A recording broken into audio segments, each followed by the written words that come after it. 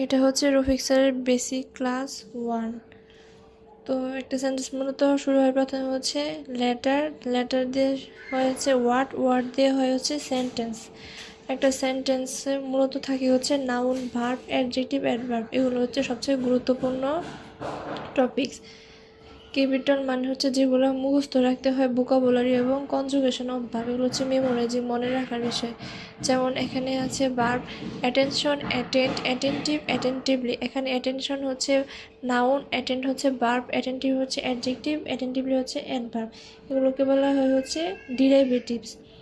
Conjugation of verb যেমন go, went, gone, do, did, done. Structure subject plus verb সমান object sentence. একটা sentence করতে গেলে অবশ্যই সেটাকে সাবজেক্ট এবং ভার্ব এবং অবজেক্ট থাকতে হয়। Verb is called at the heartbeat of a sentence. ভার্বকে এ সেন্টেন্সের হৃদয়ের সাথে তুলনা করা হয়। হুইচ ওয়ান ইজ সেন্টেন্স, এখানে হচ্ছে গো হোম, গোয়িং হোম। ভার্বের সাথে আইনজেল, এটা হচ্ছে ভার্বাল হয়ে যায়। আর গো হোম ভার্ব দিয়ে শুরু, এটা হচ্ছে সেন্টেন্স গো হোম।